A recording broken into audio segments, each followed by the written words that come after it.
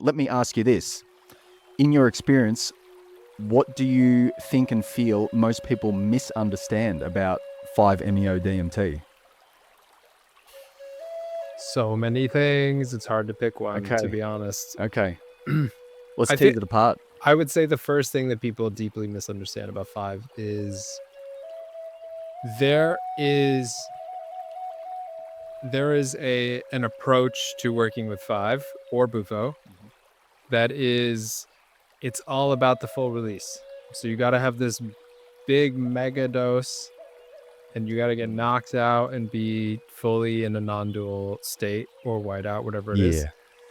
And I think that idea is such a bad idea that it has created an ethos around, or an attitude around this molecule, this medicine, that I think it's just not only unhelpful, harmful, and also it gives it a bad rap, and it makes people scared of something that's actually incredibly beautiful and a brilliant opportunity for folks who otherwise wouldn't have a connection to something transcendent to actually have a direct encounter with it, so I think pretty reliably too, so just this idea around dosing, I think, is wild, and I don't know where it came from, to be honest. Yeah, I think that's pretty broad across a lot of the visionary medicines or psychedelic substances that people approach. The more is more is better. I want the full peak experience. Let me go have another cup, as many cups as you'll allow me to have. This type of mentality. Yeah, I see that as well. Yeah, as opposed to and especially with 5, it's interesting where, most medicines, when you once you take it, it's like, say a prayer, because now you're in it, you're buy the ticket, take the ride. Yeah, you're now on the ride. Sorry. Where 5 is so unique in when you work with lower doses or fractional doses, you can really have this slow call and response where you could go in for 10 minutes. And then with low dose, go in for 10 minutes at a gentle pace, and then notice what opened, what was starting to be asked of you, what invitations were starting to come through, and we can work with that and then go in a little bit more. It is so diverse in that way and so different from other medicines that it's like you could take this really slow titrated approach that, I don't know, why don't we work up to a full release over the course of a year? What if, if this full release is the biggest experience you can have, just period, it's the crown jewel of the entheogenic kingdom, right? It was like Ralph Metzner said. So would it not behoove everyone to take it slow and to really prepare ourselves for it? I bet you'd get a lot more out of it if we really considered, I'm slowly walking up this mountain to the top view, right? As opposed to the businessman psychedelic. Let's get to the top of the mountain on Saturday so I could get back to what I'm doing on Monday. It's like, no. Well, the whole idea is that this should change you fundamentally. So why don't we work up to that? Yeah, no doubt we'll tease this apart in greater detail as the conversation goes on. The importance of sound preparation, appropriate, adequate integration, all of these threads. But I will preface this conversation before we go any further by saying that this is the first time I think that I've ever had someone talking about 5-MeO on the podcast. In the beginning of my visionary medicine path and explorations, I, perhaps like many people, felt a lot of curiosity towards a lot of these different medicines and their unique characteristics and qualities and what they have to offer us, their own unique kind of energetic signatures and what they can catalyze in us. And at one stage, I did feel this subtle calling to come and explore 5-MeO-DMT. However, alongside that calling, I was also reading a lot of what were really horror stories of what seemed like really, really poor facilitation. A lot of things, a lot of practices that were unsavory, is to put it quite politely, really. So, as my path continued on, I never experienced 5-MeO DMT. And most of my background in the visionary medicine journey has been predominantly with both ayahuasca and then wachuma.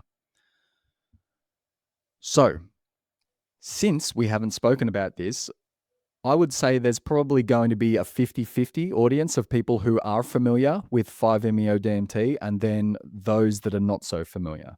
Sure. So it might be a good thing to actually lay a little bit more of a foundation or context for what 5-MeO DMT actually is. Yeah. Yeah, Yeah. absolutely. Thanks for slowing us down there. Yeah. Yeah, I could lay a little bit of context. So first of all, 5-MeO methoxy and DMT is a molecule that was actually first synthesized in Japan in the 50s and was discovered by a man named Ken in the 70s from the Bufo alvarius toad. And this was what popularized it. So the Bufo alvarius toad, Sonoran desert toad, hibernates for 9 months and has these glands. And if you milk these glands, there's a substance that comes out. That substance can be vaporized and smoked, and it contains this molecule in it. So in the quote unquote natural substance, it's coming Mhm. from the Sonoran desert toad, but Mhm. it can be also naturally synthesized and was originally synthesized from melatonin. So often cases when people are working with pure molecule, also known as jaguar, it is synthesized from melatonin. Let's take a This, pause there with the yeah, synthesization. One, people might find it or might be curious about how did that actually come to be? How did someone find that you could take the secretion from this toad, from the toad glands, yeah, and actually come to smoke it? That's going to be a point of yeah, curiosity. yeah. And secondly, you just mentioned the word jaguar. How did it come to be called the word jaguar? The toad and the jaguar. Ralph Yeah, the Metzner's toad and the work. jaguar. Yeah. So Mhm. the okay, so I'll tell the story about the toad. I Okay, think the great. jaguar, I would recommend people read Ralph Metzner's book, The Toad and the Jaguar, because it's a story that I think when you read it in his words, Mhm. it just lands in I mean, I think mythology and storytelling is an art form that's really important. So, all right. So the story with the toad is very wild, and you can watch a episode of Hamilton's Pharmacopoeia where he tells Mm. this story and meets the gentleman who discovered Bufo, which also widely debated as well because there's the Otak people and folks in Mexico who are potentially the indigenous purveyors of this medicine, and also widely debated, right? So these are folks that are uh in many cases rediscovering this medicine, if we're going to take that Right. true. So I think another element of this is, unlike ayahuasca, wachuma, there isn't really a lineage. I think that's Mhm. also partly why there's this Wild West component to it. Where Okay. so the it doesn't have this infrastructure like Mhm. many of these other medicines do.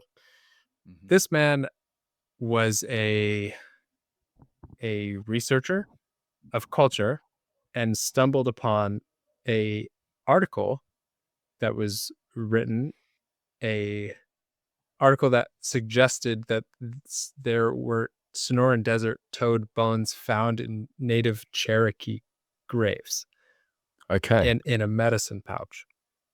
And Hmm. so this man had the intuition that, okay, psychedelic toad, like I have to go find this toad. This was a hunch, really, Mhm. essentially. Mhm. So the fact that he went out into the desert by himself, milked the toad and smoked it is it's pretty wild, Uh-huh. but he did it. That's what he did. Mhm. And that's how we know. Well, I mean, not too dissimilar really from a lot of the other messages that might come through from spirit, from nature, perhaps when we're attuned in a particular way That's to right. go out into the wilderness and to seek out certain plants or certain animals for healing properties or for any other kind of relationship that we might develop. But yeah, that's interesting. Now, Hey. you were onto the making a distinction between bufo, the natural, and then the synthetic version of Mhm. 5-MeO DMT. Do you want to pick up the conversation from there? Yeah. So they're obviously different, right? And people argue about the difference in subjective experience. Some people argue that Bufo has a spirit. You can feel that spirit connect to that natural spirit.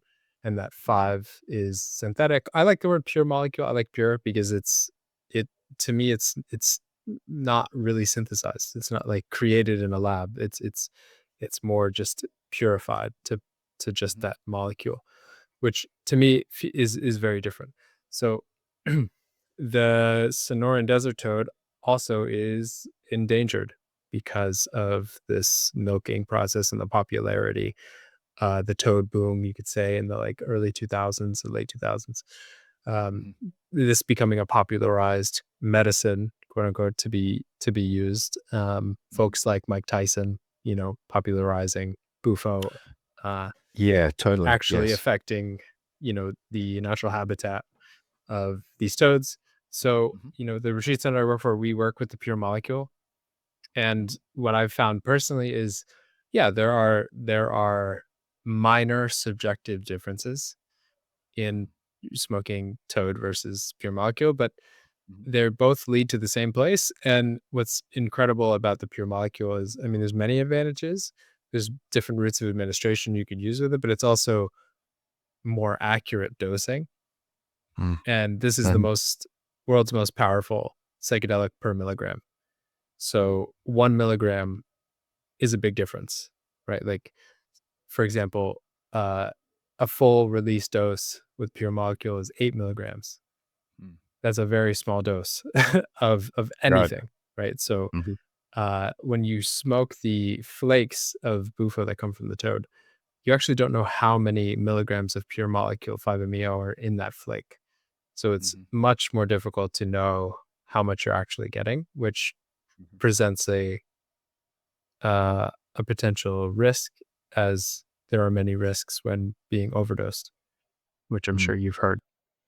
Yeah, yeah, yeah, absolutely. Yeah, I would love for you to tease apart some more of 5-MeO's qualities in terms of how it can what it can catalyze within us psychologically, Yeah. physiologically, energetically, spiritually. But you also just touched upon something there in passing, and I was going to ask you about the spirit of the medicine or the Mhm. molecule. And I'd love to hear your reflections because how do you see concepts like soul and spirit and an animate way of relating showing up within the 5-MeO experience or in one's relationship to Mhm. 5-MeO, especially considering these differences between the natural sources like the bufo toad secretion, which is not just 5-MeO, and maybe you want to speak to that as well. There's other compounds in there like Mhm. bufotenine and whatnot, and then the artificially created, the synthetic versions, because as you alluded to, some people remark that there's a qualitative difference here regarding the spirit within a natural source versus a synthetic version, with certain perspectives saying that if it's synthetic, it lacks soul or spirit. Mhm. And I would suspect that your way of seeing and living is through an animistic lens. So I'd love to know your reflections here. And then how do you see people relating to these different ways? And then Yeah. after having these experiences, do you see a change in these people's worldviews and cosmologies? Oh, massive. Yeah. So I think the first thing is, yeah, I will speak on behalf of my own beliefs as opposed to representing like Tandava and Five, the retreat Sure. company, and because they have Yeah. their own perspective, right? And and Great. and And we'll and talk we're about them later as well. yeah, and as a retreat leader, like working for this retreat center, we find it important to be kind of like a little bit more lens agnostic. So we tend to have like animism in our back pocket, the yogic background, all these different like Dzogchen, non-dual, Advaita Vedanta, and then depending on where someone is, we try to meet them with Mhm. what's, because at the end of the day, we find that there isn't actually a discrepancy between these Mhm. things, that we want to meet someone where they're at, as opposed to like say like this is the best way. Personally, you're right. Animism, that's my jam. Right. Mhm. That's what lands for me personally. My experience, and I feel it's pretty accurately reflected in the culture. The spirit of the medicine reflects in its culture, I find. So like it's not just an isolated like I experience this spirit. It's like, well, from my experience, the spirit emanates through practice, through its culture, through the cultures that surround its spirit, or just surround the medicine. Mhm. So I would say Bufo is a very wild, primal, raw, instinctual. I mean, the toad hibernates under the earth for 9 months. Mhm. It has this primordial, raw wildness to it. Mhm. And what I find is that facilitators of Buffo have a wildness to Oh, yeah. typically to their style. A little It's bit like when more, you look at a dog and the dog often matches the owner. yes. They're exactly. There's a little bit of a cavalier welcome to the jungle, welcome to this like wild experience, this big Mhm. cathartic wild experience. Okay. Where the Jaguar 5 is a little bit more, I would say it has less of an animal quality, less of an instinctual quality to it. And what's interesting is the cultures around the pure molecule are often non-dual traditions. A lot Mm. of Buddhist monks, a lot of people into Advaita Vedanta, a lot of people into Dzogchen, people into the idea of emptiness, that there Mhm. is a non-dual pure awareness, and that this molecule can help us get to that state of samadhi. Mhm. And it's more meditative, it's more clear, it's more maybe clean in a way. And Mm. it's certain that is a, to me, that has a spirit. It's just less animal to it. So that has been my experience, and what I see also Mhm. reflected in the cultures around these experiences. Mhm. To answer your question around spirit and soul, and then I'll get to the last one. For me, I really love I I come from a Jungian tradition, depth psychology tradition, Mhm. and that's something I'm very rooted in with all of this. And I find that soul is down and in, and Mhm. spirit is up and out. So to me, Yeah. I think spirit is up, out, all things expand, like the whole picture. Mhm. But soul is what, like, soul is the depth of character, of rooting into the earth, of being being a person. Like when I think of soul, I think of music, like Mhm. soul music, something you deeply feel, right? Mhm. Spirit is hardly here. You know, like it's got an essence to it. The soul is very here. It's really in the room with someone when someone's grieving or whatever that is. It's Mhm. I think where the human and the spirit kind of meet in that foraging of character through experience. Um, and then yeah, the soul is a big part of my work. My private practice is called Soul and Psyche. So I would think Mhm. that we could talk more about that, but the soul is really the Sure. essence of what is, I would say, important to me. Um, and then you had one last question. What was the last one? It was asking about how people might relate to these different worldviews and then the change Mm, after post experience in their worldviews and right, right. cosmologies. Yeah. But then tying on from that, I was also asking about the qualities that 5-MeO can catalyze within us. So one thing that makes five unique in terms of experience is I would say most psychedelics, you are going on a journey. So you are experiencing something. That's the framework. Where with 5, your sense of subjectivity, your sense of I, that is being that is being dissolved slowly or very quickly. Mhm. So Mhm. the entire reference point for experience, they say we don't see the world as it is, we see the world as we are, right? I think that was Krishnamurti. So Mhm. that entire, and like there's so many philosophers who kind of like point to this sort of cognitive, are we actually experiencing what we think we're experiencing, or are we experiencing the condition of memory? Are we Mm. layering memory on top of everything in some way? Like that is how the nervous system works, right? That's how cognition works in a lot of ways. So, um, 5, what it's doing is it's wiping that slate completely clean. You are coming back to the absolute fundamental roots of experience. So you're going from subjective self, Mhm. opinions, ideas, going back and back and back and back, and then eventually into what people would call like non-dual awareness or pure consciousness, or finding Mm. out the truth of who you are. Going back to source, people say, everyone has a different way of kind of describing what ends up happening when all discernible category dissolves and there is something left. Mhm. There is some, I am that essence, Mm. and what I find happens to people is they are deeply imbued with a direct sense of awe and mystery that Mm. is undeniable. And I think that fundamentally changes the way someone moves through the world and identifies themselves.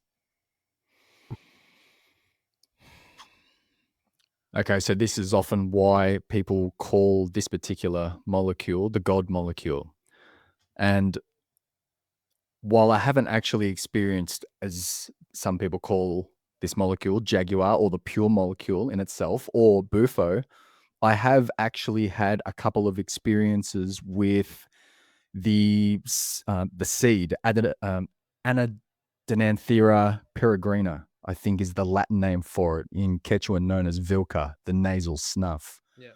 While I've been, well, with the late great ascended maestro, Don Howard Lawler, down at his place about 10 years ago.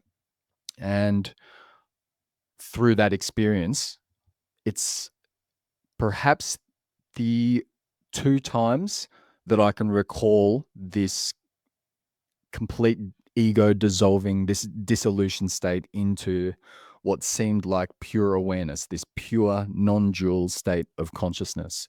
And perhaps then we can work back from that. So this would be the ultimate peak experience that 5-MeO can catalyze, which is this non-dual awareness and the awe, the wonder, everything that can come from that. But then working back from there, if we were to titrate the dosage down a little bit, like what would happen then at kind of just below that, Mhm. and then a medium dose, and then at a very small dose, like what's happening psycho Yeah. emotionally, Yeah. physiologically in the body, energetically. Yeah. I love this question. And yeah, I love that you have a reference point too, because I think sometimes as Western people, we get really like hyper fixated on materialism, even Mhm. unconsciously. So it's like, oh, 5 is the gatekeeper of the non-dual experience. It's like, no, no, no. There's many pathways to a non-dual state. 5 just Mhm. happens to be a very reliable gatekeeper of that Mhm. realm of consciousness. Mhm. So I'll say that there's 2 kind of paths. I would say when someone is approaching one is, let's say, like, the more forceful path. So taking a bigger dose Mm. to non-duality versus maybe this slower approach, right? I think what happens with the bigger dose, typically, is using the hero's journey, which is something we use at Tandava. is you are really, as that sense of identity starts to dissolve, what you're faced with is the ordeal. And the ordeal looks very different for everybody. What the ordeal typically is, I find, if we could like break it down to a meta degree, is like if you peeled back all of the layers of your struggle as an individual and you got to the most primordial core issue. I think what 5 does is it puts that right, like it brings you right in face to the doorway of that, and it says like, accept this Hmm. or let go of this, or like whatever the fundamental thing that's keeping you kind of gripped to some sense of separation, some sense of pain, some sense of your story, whatever it is. 5 is going to bring you right to that. And that is it's a catalyst point for full surrender, for total change, for terror, for awe, for there's all these, like it is a true.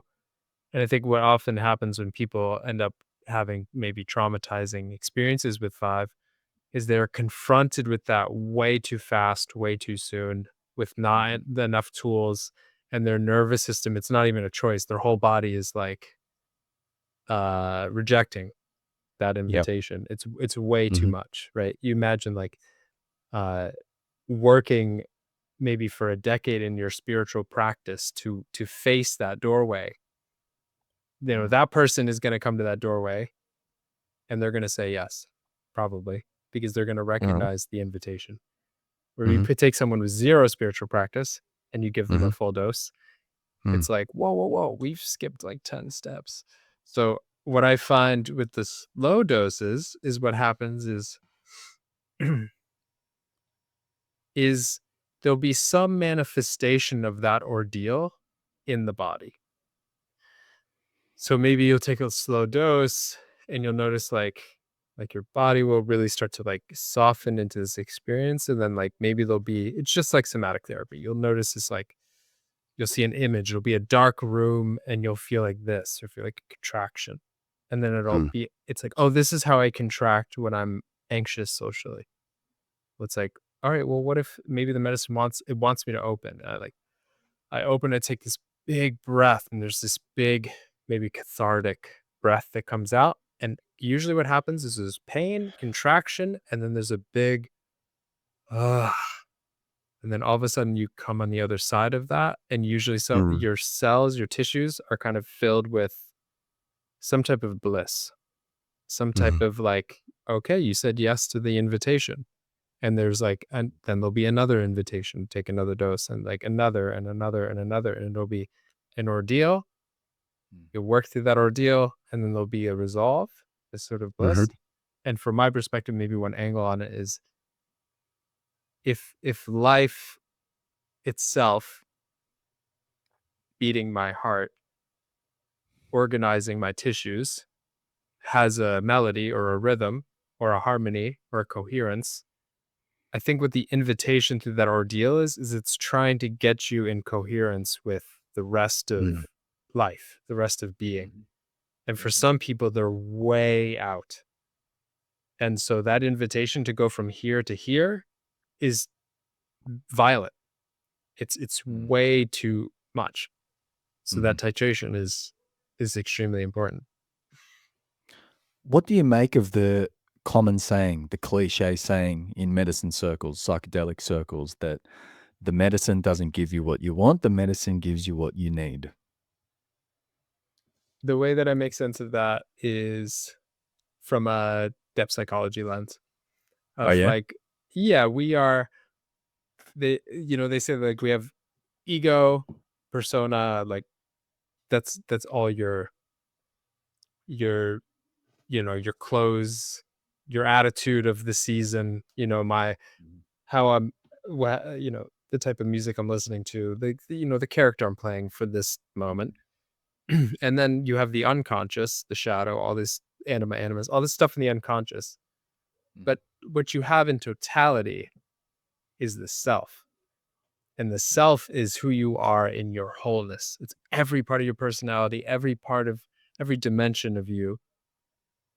And what I think the medicine, when it's giving us what we need, was it? I think it was James Hillman said, like, or maybe it was Thomas More.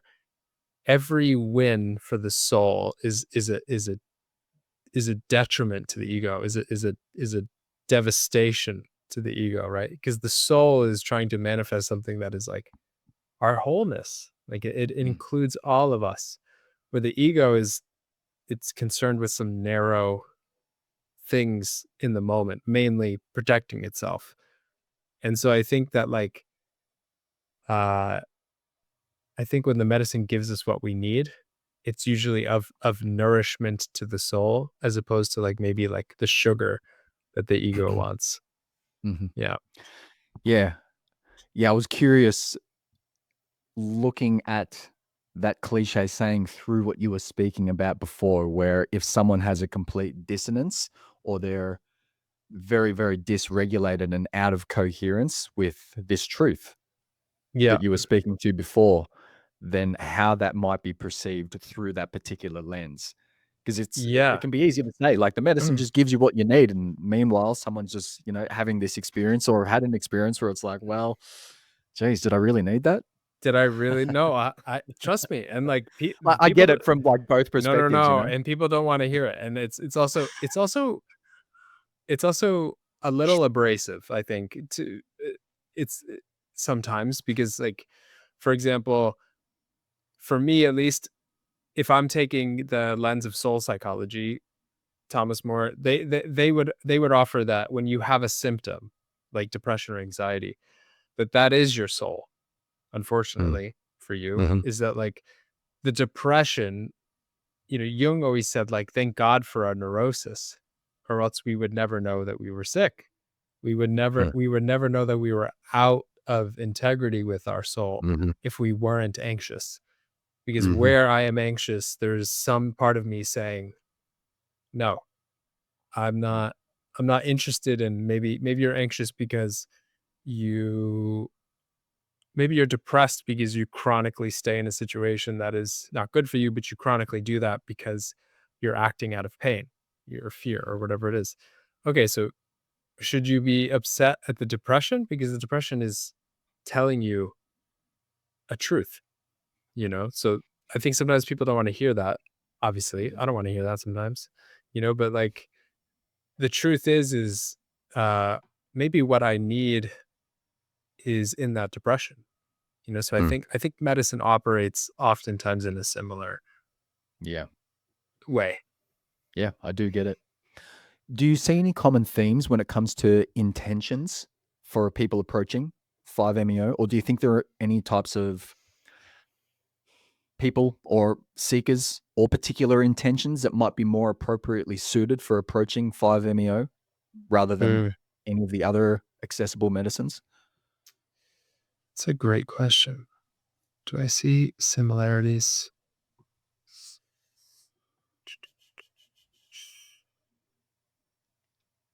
Yeah. I mean, it makes me sad, honestly, to think about because I'm thinking like, I think most people who come to our retreats have some iteration of the same issue.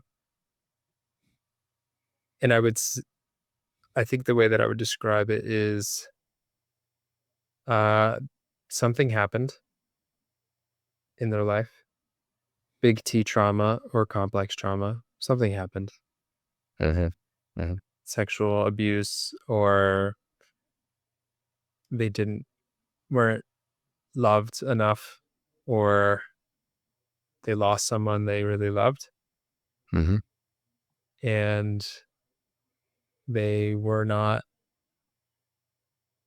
they didn't have the tools, the space, whatever.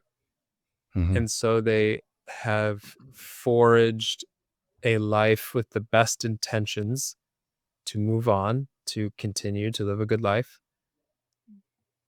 but their life is orchestrated and it is architected with the bones of their grief, with the bones of what is the ghosts of the past.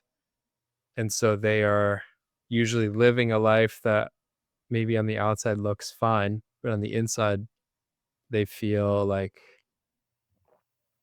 they're suffering, right? And they don't know what to do or how to work with it.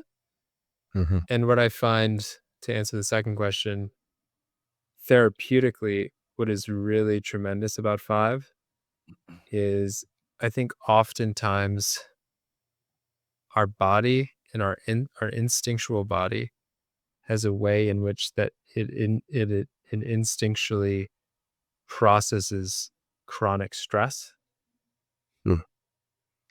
but we have a very hard time accessing that mechanism of processing chronic stress somatically, because uh I need to be polite. I need to I need to button my shirt. I need to be social. I have to put on my ego every day. Maybe my body wants me to scream at the top of my lungs and shake in the woods for like 3 days and lay there and just breathe with the earth. Maybe that's what my body's like. That's what I need. Not only am I not gonna go do that, I'm probably gonna feel embarrassed, or I'm gonna feel like crazy, or I'm not gonna be able to even hear it. And so instead I'm gonna have chronic anxiety, and I'm going to have a really hard time managing that anxiety. And so I think what this medicine is really great at is that sense of self dissolves, that sense of I that would have an idea about, well, I can't take off all my clothes and like shake and scream and cry for 20 minutes. I can't even touch my grief. It's way too deep. I can't go there. All the different iterations of that. And what I find happens to people is that I gets turned off and then the instinctual body takes over completely.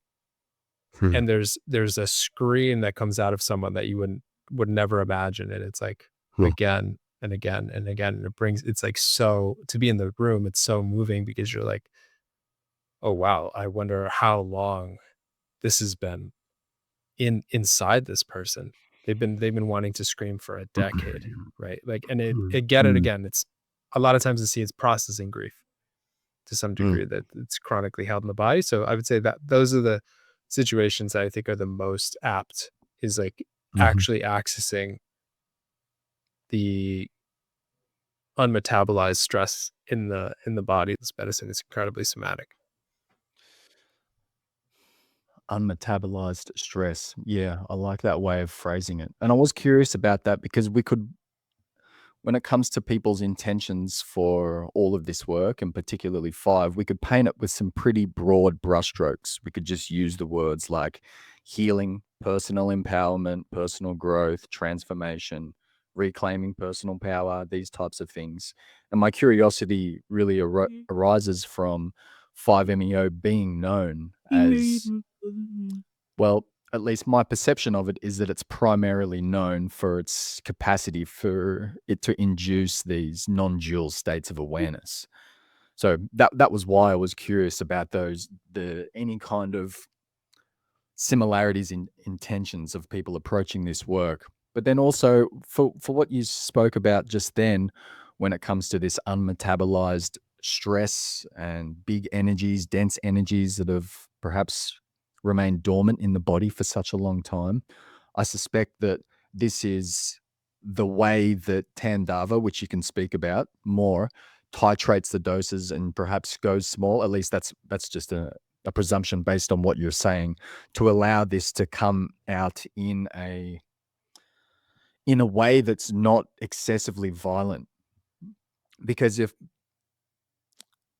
we're dialing down the switch of self, of the I-ness, of our attachment to identity, and allowing the animal body to process a lot of what has been stored for maybe decades upon decades, and it just wants to come out like that. I imagine that is some of what we might see in these very dramatic processes, these in the moment experiences when people Yeah. are working with five. Yeah, exactly. And we don't always, sometimes I mean, I would say 50% of the time we give people a full dose. We Just straight just, into it. And I guess that yeah, depends on the pre-screen process and assessing where someone is and their capacity. yes. It Yeah. totally depends on the presence of trauma and Mhm. sensitivity. I think the Yes. biggest thing that we focus on is getting the dose specifically right, because Mhm.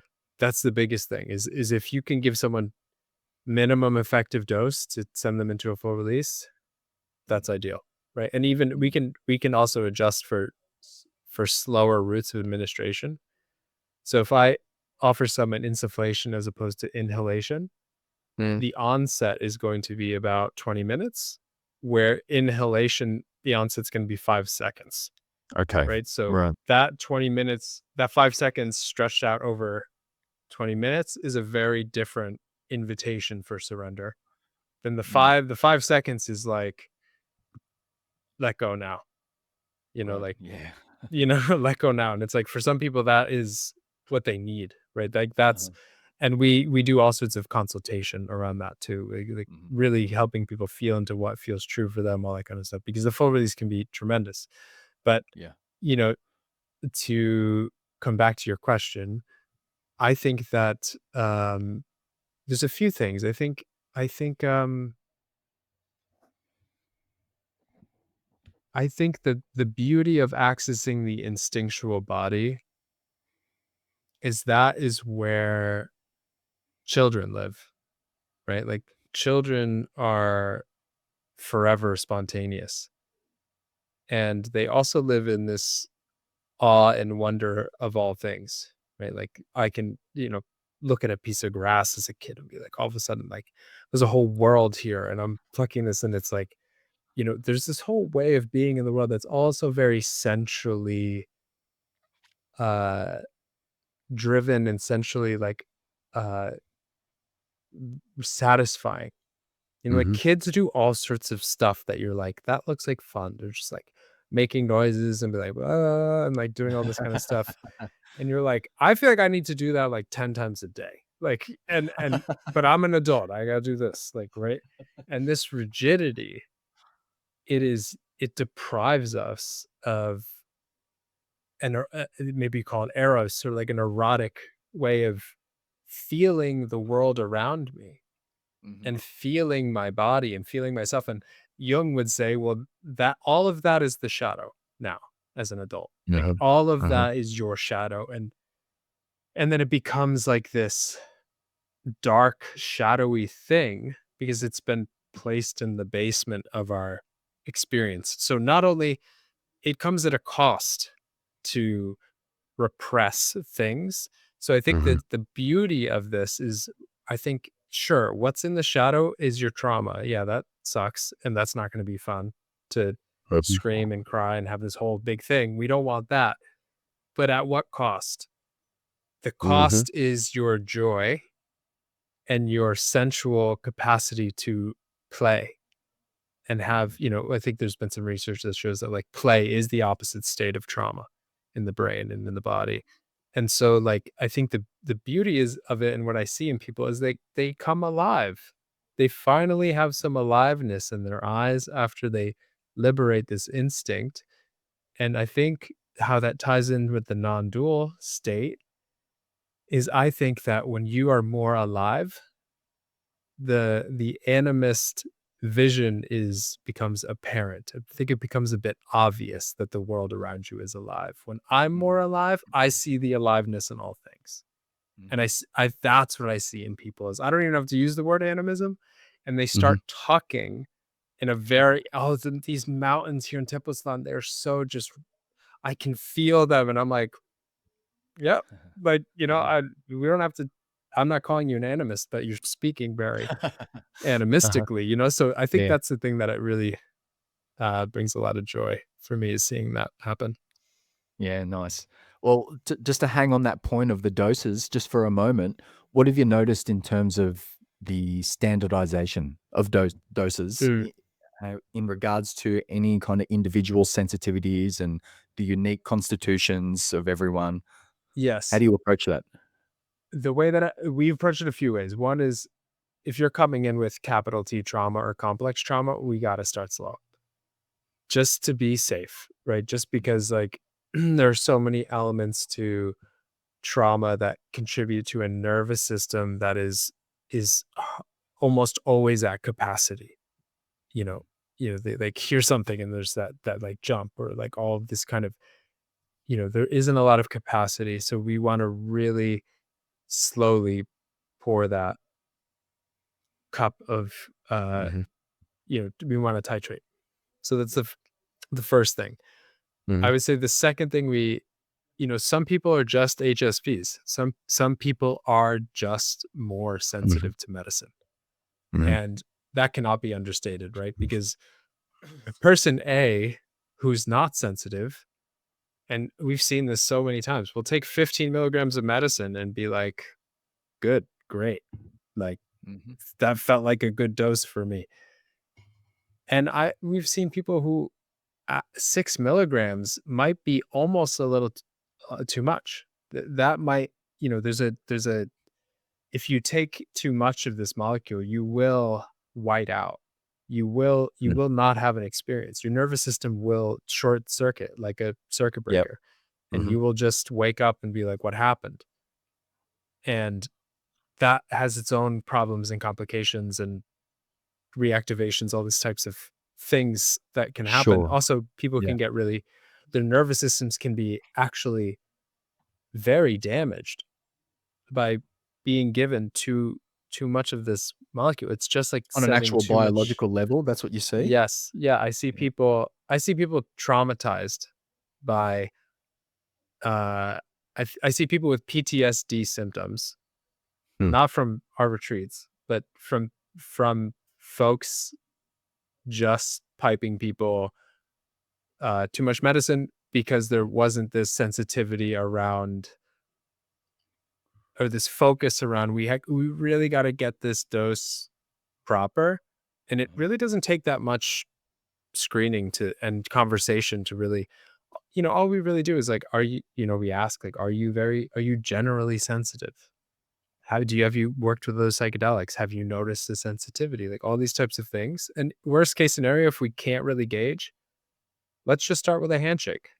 Let's start with Mm. a really small dose, see how you respond to that, and we can stair step from there. But if you go in with I serve this dose and this is the full dose and la la la, person A might be fine, might have a beautiful experience, and person B might be this was 3 times the dose that I Mhm. needed.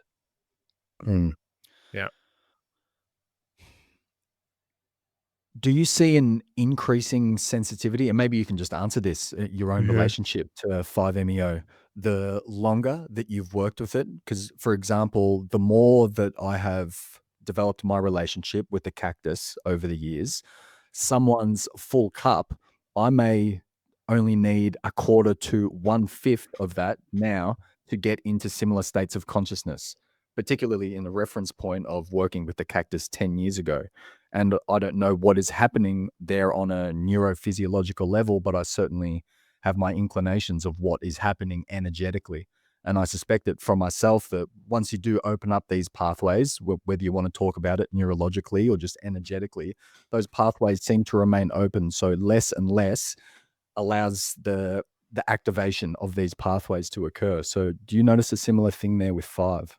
Super. Yeah, definitely. And I would say, So you yeah, and all of us that, but I would say maybe a caveat is like, and I'm curious if this is this what you've noticed maybe as well. Mm. It's not a consequence of I've been doing medicine for a long time, and so my sensitivity has gone down or gone up. I think it's And more the more open and attuned, the more I do my own inner work, the more I Yes. do my work, the more I Uh-huh. integrate the medicine, the less I need. Yes. That's been Mhm. that's been consistently my experience. Yes, because it's one of those classic archetypes that you might see within the sacred medicine community of the person who has had 100 ceremonies of whatever particular substance or plant or animal, and they're still as ungrounded or unintegrated, unstable as they Right. were in the very beginning, maybe even more so. 100%. That's why when Yeah. people are like, "You're on a medicine path," people say that you're doing the. I'm like, all right, just because you are doing medicine does not mean you're on some path. It, these are two different things. Like, totally. Yeah, I don't think those things are synonymous. Whether you are Yeah, doing yeah, the work sure, or not, you know. sure. All right, which way do you want to take it? Do you want to go down Tandava or do you want to go down Five Education? Because I'd love to know about how they came to be, what kind Yeah. of interesting things are happening there, and then also your role in them. So pick Let's. your lane. Well, I think they're the same lane, honestly. Okay. So All right. I'll weave them together. Yeah, So sure. basically, well, I'll share a little bit how I got involved with Five. Great. So Tandava and Five. Tandava is a retreat center in Tepoztlan, Mexico that I work for. They're a great group of folks. And we're a small little operation, really beautiful operation. We serve 5-MeO DMT. And we also, so we do individualized, personalized retreats, very beautiful retreat center. We offer basically this really comprehensive model where we do a month of preparation with every person who comes down.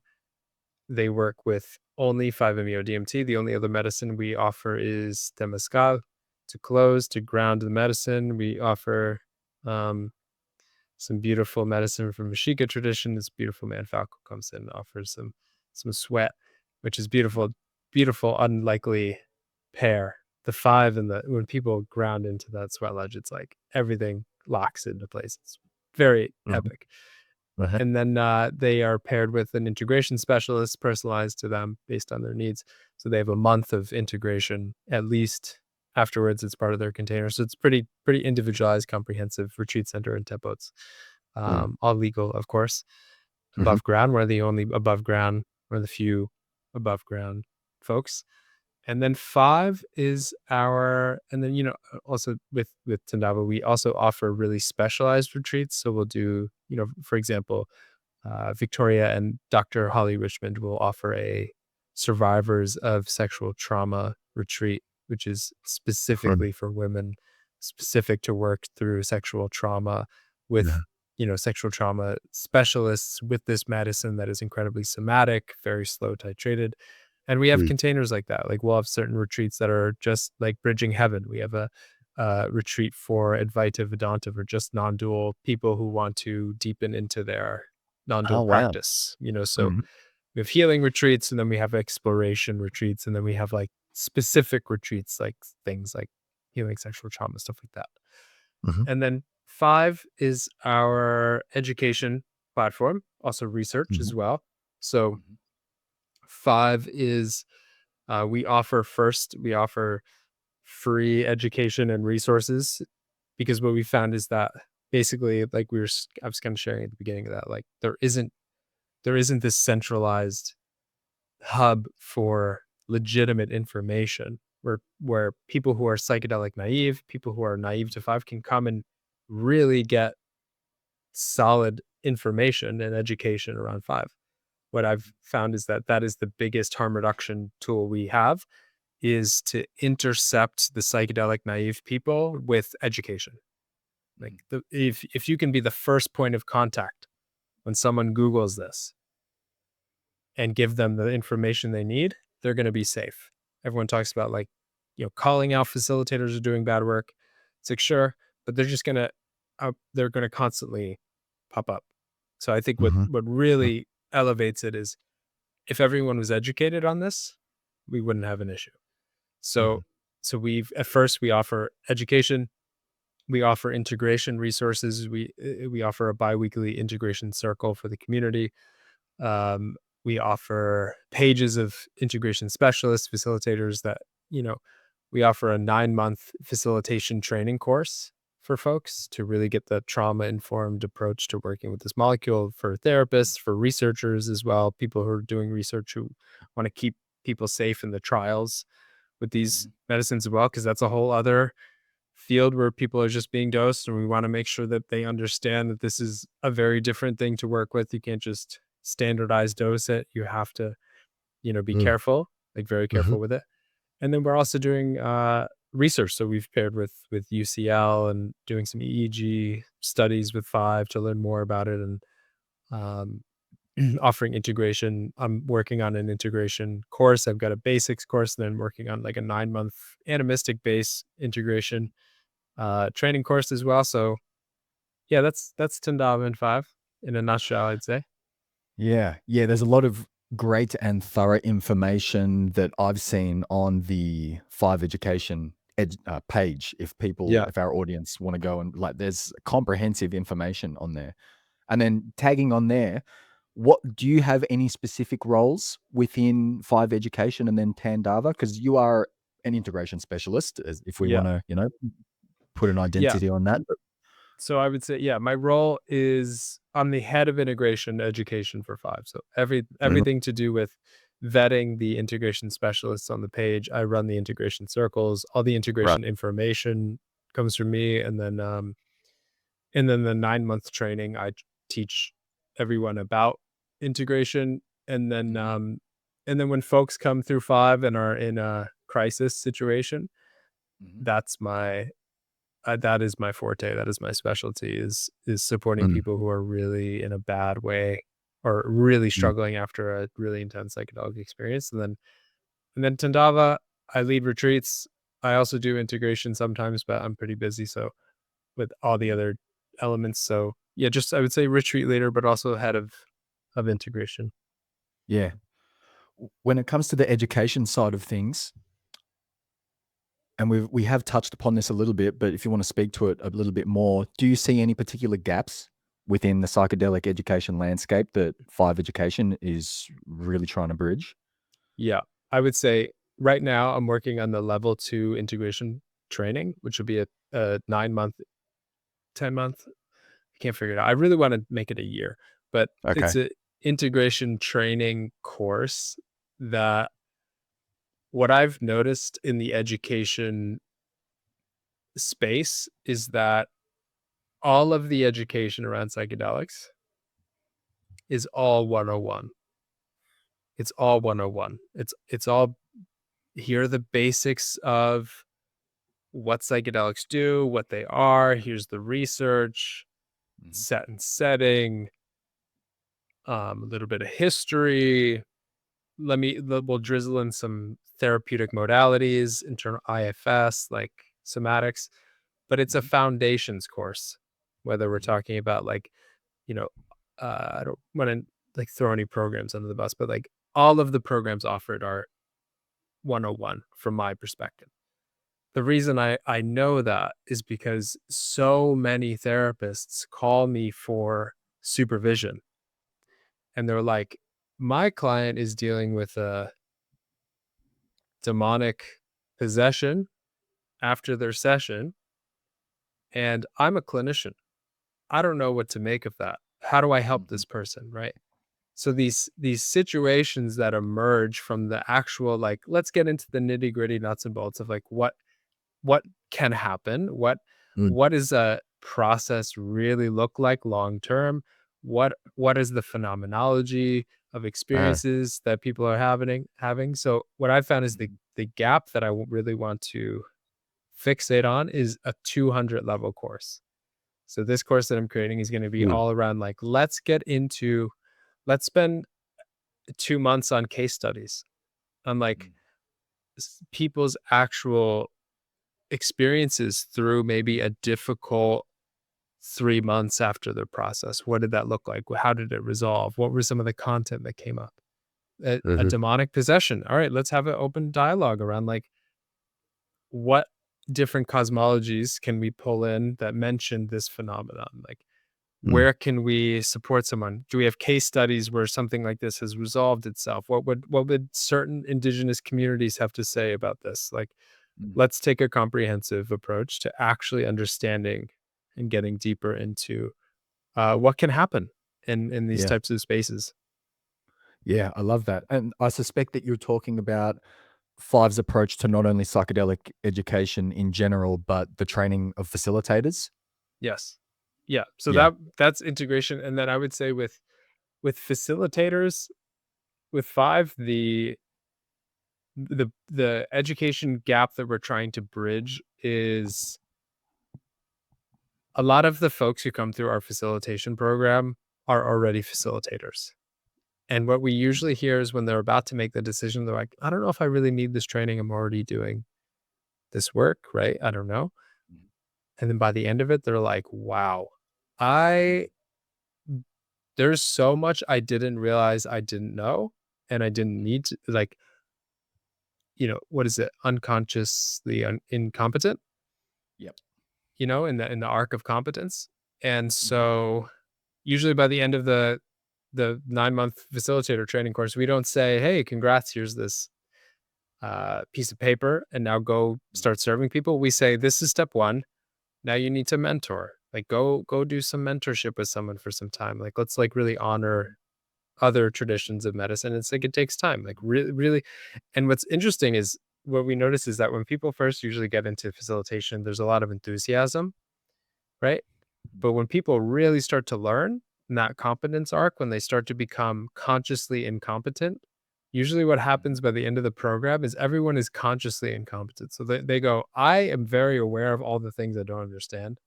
And I am Mm. very humbly ready to apprentice with someone after this program. Okay. So I would say Mhm. that's the gap we're trying to fill in some ways, is like really let people know here's the gravity of what it means to serve someone five. Mhm. Here's what it means to be trauma informed. Here are all the ways that this could go wrong. Here are all the ways that this could go right. You really need to know the gravity of what it means to serve someone the world's most powerful psychedelic. That's your responsibility as someone who's going to offer it to someone. And so Mhm. that's Mhm. that's really what we're trying to offer, as opposed to like a weekend, 2-week, Mm. month-long facilitation, you're ready to serve kind of situation. Yeah, that sounds great. I had a question coming to me. Okay, it might be a slight curveball. Let's see. Yeah. Do you have a particular example of, let's say, a principle or a framework that Five offers potential facilitators that you feel that every facilitator should know and embody before serving this particular medicine or any medicine for that matter, that Mm, might be unique that you might not hear elsewhere? mm.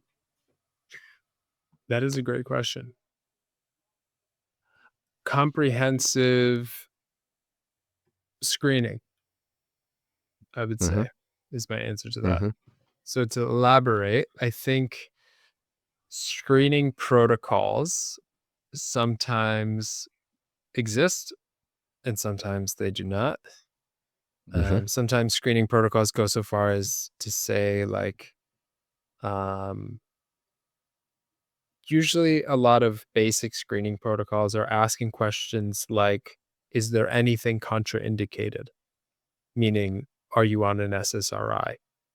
Mhm, You know, these types of things, like mhm, practical contraindications, Mhm.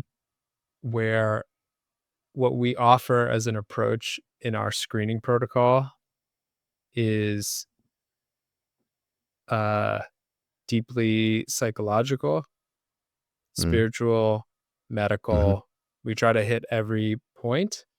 And then on top of that, what we really try to offer is in your screening, you really need to communicate to someone what they're getting themselves into. mm, What is the nature of the work that they might be embarking on? And what is their preconceived ideas? Did they Mhm. read an article and are looking for a mental health cure? I Mm. read somewhere that this cures depression. All right, so in our screening form, we're like, that's a red flag. Mm. You need to now, you got to re educate this person and let them know, hey, miracles happen with this medicine, 100%. We can account for that. But that's not what you're getting yourself into. This might be a lot of work. This might uproot the entire ecosystem that depression is living in. And you're going to have a therapist and some like longer support. You're going to have to want to do the work, right? Sometimes that's not the case. Sometimes you might take this medicine and your depression you might have a miracle happen. 100% that happens. But our screening form is really built to catch these types of things that really other people might not catch. Yeah, it's something that I've been very curious, considerate about, because I've certainly come across my fair share of participants who have expressed to me that they have not come across comprehensive pre-screening registration or intakes that offer the appropriate contextualization, but then also the screening across this multifaceted, multidisciplinary kind of landscape. And how many people are serving just by asking? I mean, as you said, some people don't even have a pre-screen intake form, and it's just come in and welcome all aboard. Yeah. It's a crazy thing. But touching upon, or rather, I'm thinking about this idea of trauma, and this might play into some of your work with soul and psyche. I don't know. We'll see. But there is a big focus on trauma work and being trauma informed in sacred medicine, visionary medicine spaces, and rightly so. And I do wonder how many people find themselves stuck in this. Just finding the right kind of language to word this, and it might be messy, but we'll flesh it out. Stuck in this desire to heal and to not have the wounding. And there's certainly nuance here, but from a slightly different perspective, when it comes to initiatory processes, wounding is a necessary element. Is necessary. Yep. And I often talk about this, how our wounds and our gifts are intimately related. And perhaps if we do want to use the word healing, like part of the healing of traumatic experiences is the transmutation process and coming to recognize how we can transform some of our deepest pains into medicine, not just for ourselves, but for our people. So perhaps there's a question in here around how you approach trauma and healing and wounding in this kind of, let's call it, initiation business. Yes. I am so we are on the same team, brother, because Okay, cool. I am that is why my business is soul and psyche and not psych and not healing the soul or whatever. Like the soul technically doesn't need to be healed. Technically, if we follow the mythos, the soul signs up for a very particular pain. Meaning, in a lot of the mythos is like the soul chooses your parents for their specific dysfunction because it's going to shape and birth the character that has your own daemon or your own genius. Right. So Rilke, one of my favorite poets ever, said, be careful when you cast out your demons because you cast out your angels as well. So I think, like you said, the wound and the blessing are one unit, right? So I think that to me, there was something at MAPS, the psychedelic science conference 2 years ago, not this last one. It was like they had this on the big mega screen when psychedelic science was having its moment, was like zero net trauma by 2070 or something like that. And I just like laughed and I was like, the gods are giggling at this. Like, this is like such a puer fantasy, a big dream, where in this utopian world where we have no trauma.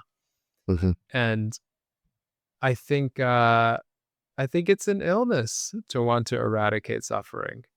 And I think it's maybe an attitude from our time that is based in the fact that we are extremely comfortable and we have temperature controlled cars and spaces, and I open my fridge and I can have whatever I want, and like I can grab my phone and there's this immediacy of gratification, all these types of things that doesn't exist in nature. And I think it is setting us up for an expectation for life that is a little disconnected from the fact that the soul is what goes down into our pain and creates rapture and creates beauty and music and art and meaning. And there is so much depth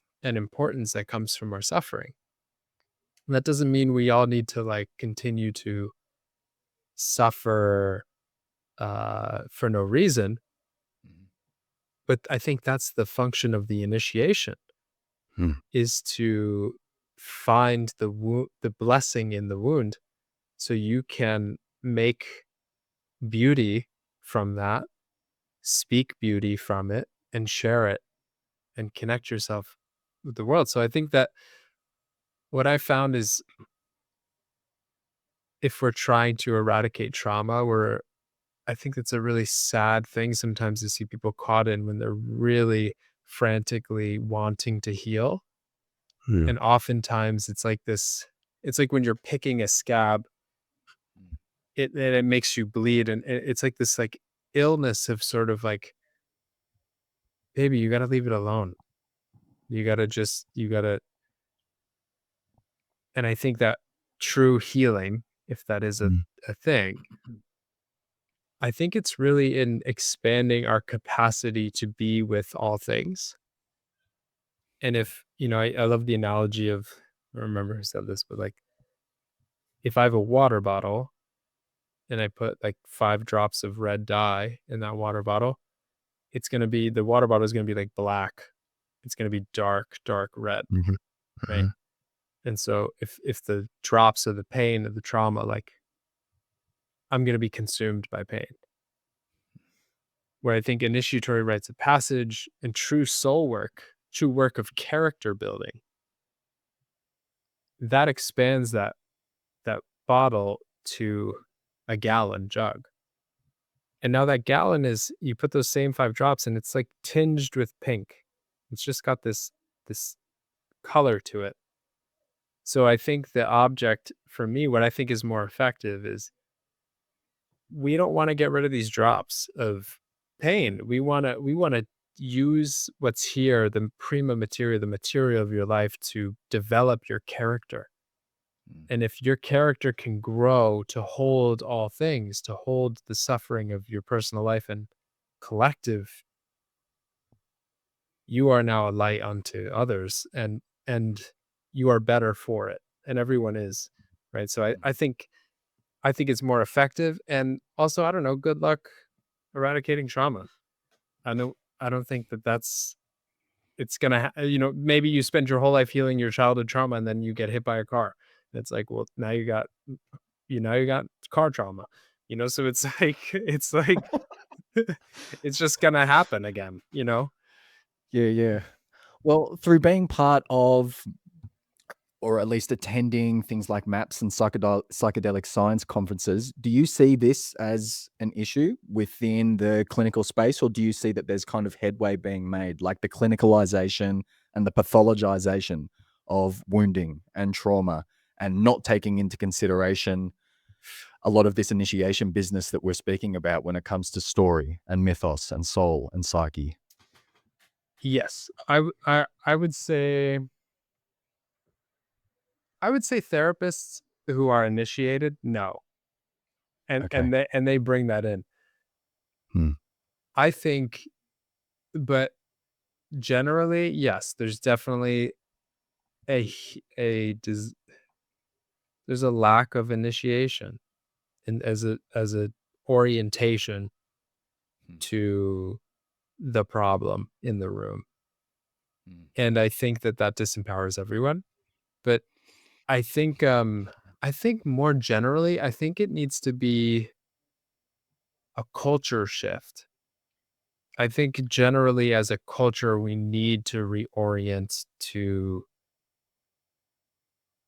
initiation. towards what is coming up for me is an opportunity to deepen into the life process and my character, and I'm supported in that, and I will be stronger for it. And to be oriented in that way, yeah, I think it's almost like the collective psyche of Western people. We're trying to get rid of that context, that initiatory context, and I think we would be much happier with it. Mhm. I'd love to ask you about some comparative reflections on the integration process. How do you see integrating 5-MeO differing from other visionary medicines like ayahuasca or mushrooms or Mm, wachuma or whatever it is? yeah. I would say the biggest difference is because this sense of subjectivity is dissolving. Yeah. What I often find is there isn't a lot of explicit content and narrative to work with. Mm. Mhm. And we love that. We love something explicit to work on, right? The medicine told me I need to da da da, or like it showed me this image, right? Mhm. Where with 5-MeO, what tends to happen is on this layer of the instinct, there's this big shift. Mm. And also it could be this on a spiritual level, there's a big shift, but there isn't a lot of explicit knowing there or understanding. There's not a lot of understanding at all.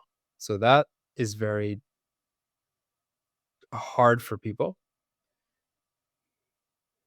We don't have, I would say, culturally, a very conscious relationship with the great mystery, with mystery generally.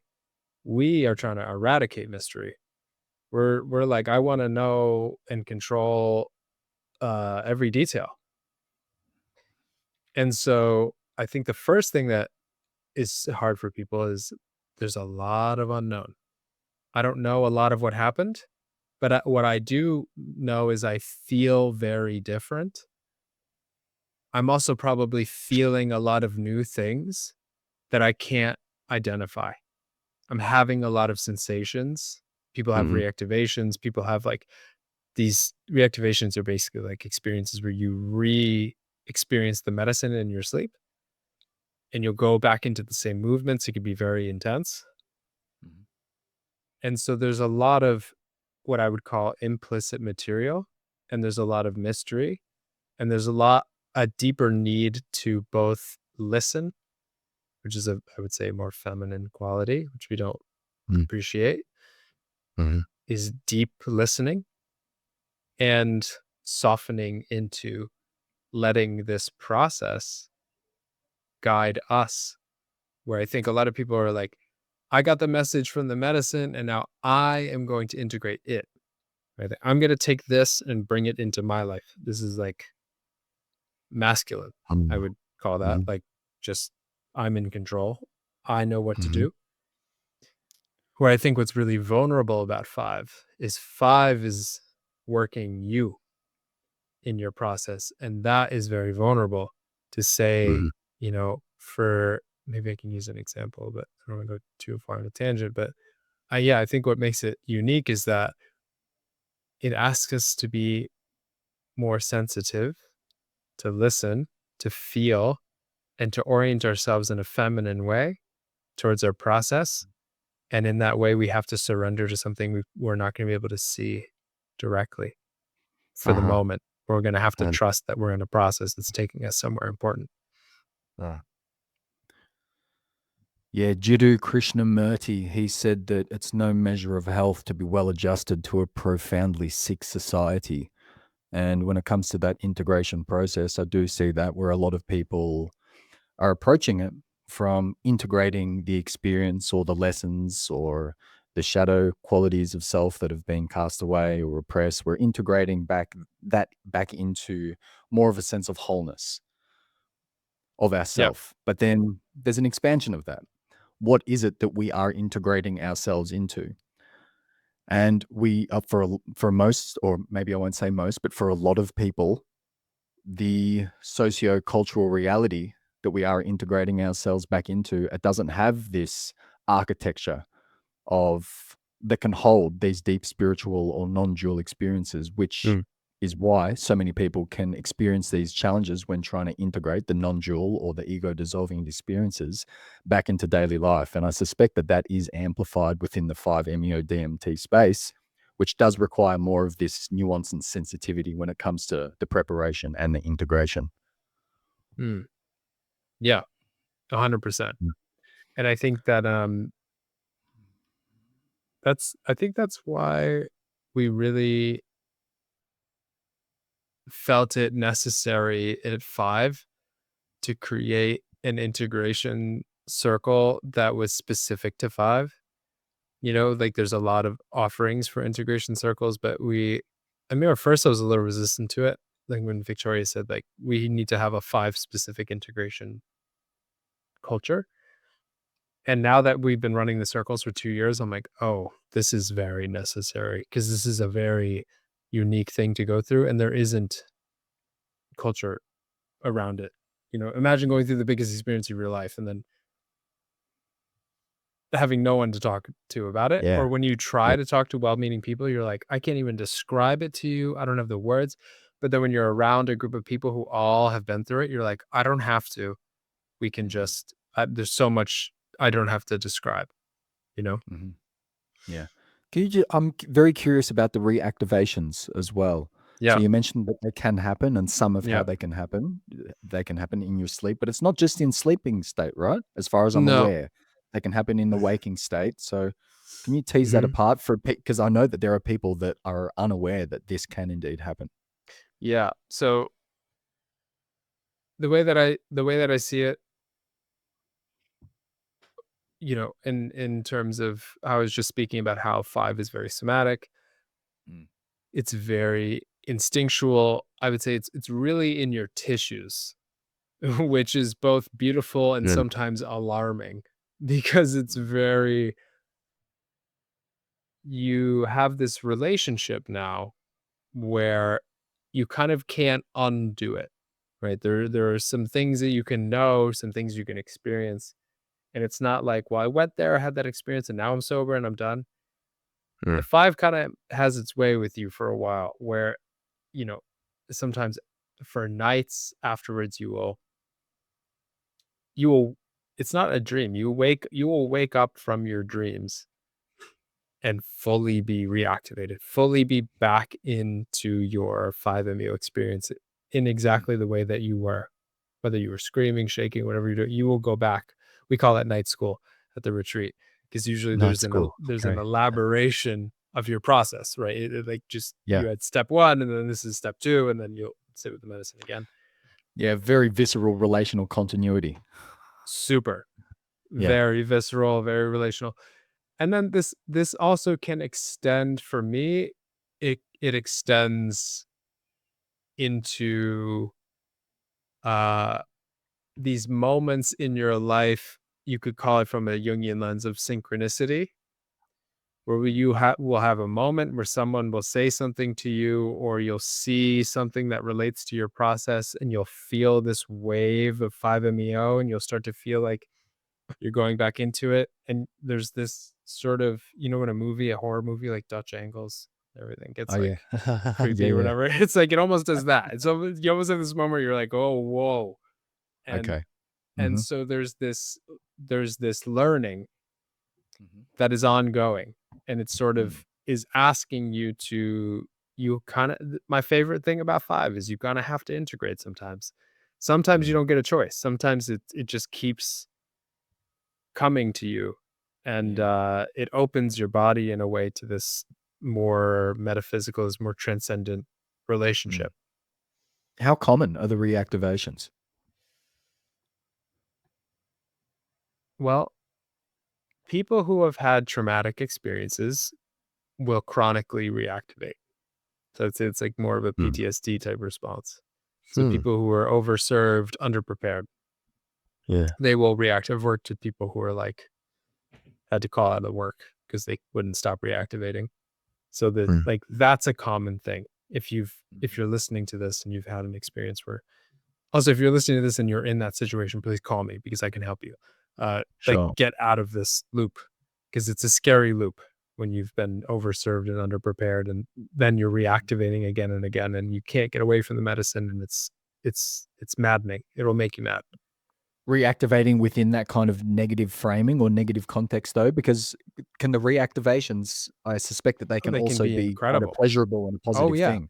You could Yeah. be like in a full body orgasm for again and again and again and again. Uh-huh. And the thing is uh it wants resolution. Usually the Mhm. reactivation is looking for a full surrender, basically. Okay. And the more that Mhm. you surrender, usually the more they taper off and you don't experience them Ah, so much. Okay, it So it's kind of integrates into like the a, system. Yeah. yes, exactly. So I think when it's traumatic, what's hard is maybe even the experience is fine. Like maybe it's not scary, but what happens is people are their nervous system is so baked. They're so overwhelmed. They're like, I can't surrender to this because I'm just so I can't. I'm terrified, right? Mhm. So how common is it? It's fairly common. I would say maybe 20% of participants that come through our retreat have Mhm. reactivations. So common, but not like the majority. Mhm. Yeah, okay. And then part of, I might be wrong here, so correct me if I am. I was, for some reason, I thought that part of the Tandava process was, or it placed a particular importance, and rightly so, on somatic embodiment, somatic practices for the Mhm. integration of five into deeply into the body. Yep. So I'm curious to know what you might want to share about that kind of somatic piece. We've touched upon it throughout the conversation, but a Yeah. bit more explicitly. Like a practice, maybe? That sounds good. Yeah. Great. Yeah. Something my favorite is elaboration. So elaboration is basically where you go home and you find a place where you feel fully safe to express, right? Whether it's Important in your piece. house. Yeah. Safety. You got Yeah. to feel fully able to like let it go, let it fully get into that animal body, basically. Mm. And then you set a container. So for me, it's like I set, look at my phone, I set maybe an hour timer. I have a journal, candle lit, altar. And then what happens is I put on the music from ceremony. And then what I will tell people to do is, and I've recorded my own meditations with this, like with my voice, because I was in ceremony with them. So my voice will trigger their process.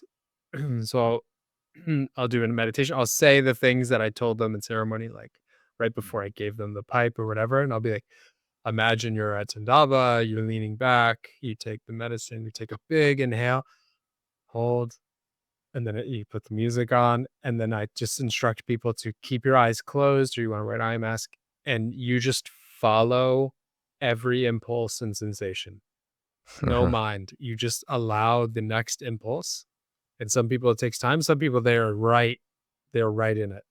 And without medicine, elaborate what your body was wanting to Mm. do, the shake, the scream, the whatever. And almost always there are tears there, and there's a whole arc that's similar to breath work, but it has this component of their process. So they will do that for maybe half an hour, and then I'll slowly take them out. And then from there, you take time to land, to integrate, and write, like journal Mm. about it, notice what feels different now that you've expressed. Is there, oh, there's room now for something new. I'm noticing, whatever that is, self-inquiry. And Mhm. I find that those two pieces together, uh, just a beautiful way to integrate. Yeah. Also a beautiful way to process if you're struggling with reactivations is to consciously choose to go towards them Mhm. as opposed to being on the receiving end all the time. Mhm. Yeah, I like that. Yeah, sage guidance. All right. Well, I think we're getting close to wrapping this one up. This one's been fun. I would love to hear though before, because you're just about to head over to Colombia, right? Yeah. Or no, Yeah. Ecuador. Ecuador with the Kofan. Yeah. Tell us a little bit more about that. Is this a new relationship, a deepening relationship? This is both, actually. I've Okay. sat with the Kofan a few times as they've come to New York. And this is the first time that I've gone to stay with them for some time to just Mm. learn from them. So in that way, it's new. So they've always come to my home. So this will be the first time that I'm like a guest in their home, and in a Sure. more intensive way, as opposed to just like a few days or half a week or anything like that. We'll be there for a couple of weeks. So yeah, really Yeah, is excited. there particularities that you've been drawn to within the Kofan culture, their medicine ways or their cosmologies? Like, what's the particular draw there for you? I think the draw for me is hard to describe. I would say it's I think there's a bit of mystery that they hold Mm, that feels very potent. mm, It's not very explicit. mm, They don't orally share wisdom. mhm, So there's something silent about their transmission that I really, really admire. mhm, And their Olympias, I would say, are the strongest Olympia I've ever experienced. Yeah. the creme de la crop. Yeah, that was like hysterically crying, just not even knowing why I'm crying. Just beautiful. Like, yeah, for me, that was like, after that, I was like, I'm sold on whatever is happening here. All right, so that's happening on a personal level. You're just about to leave for that. Yeah. Anything that you want to share with our audience or anything that we haven't touched upon that you might like to say before we finish up? Give the people your links as well for your website or social Mhm. media. I'll put it all in the show notes as we do. But yeah, Yeah. anything you want to share now, that'd be nice. Yeah. I'd love if maybe we touched a lot of Tandava and five. So I would also love to just plug Soul and Psyche, is my private Please do. practice. And Yeah. um, so what I think something I like to share too is that, like, you certainly don't need to do medicine work to have these types of this type of connection and experience. And that's something I like to bring into my practice, is like that we can get there through talking, and just through a deep conversation we can find our way to these ways. So yeah, the first thing I want to share is just that, like, Soul and Psyche is my ethos. And then the second is that if anyone here is listening who is struggling after their five experience, please find the five website. Please come to an integration circle. Please reach out. There is support. There is a way through. I've helped a lot of people find their way back to regulation. I personally, my first experience with five was traumatic. I was overserved and underprepared. And so that is what got me into this work. And I've since repaired and loved this medicine. And so I just want to share with people, anyone who's listening, who's struggling, that you're not alone. There's resources for you, and you can for sure find repair, for sure, and be better for it. Yeah. So Mhm. that's it. And thanks for having me, man. This is like a beautiful time, and yeah, lovely questions. You're sharp, man. You're on it.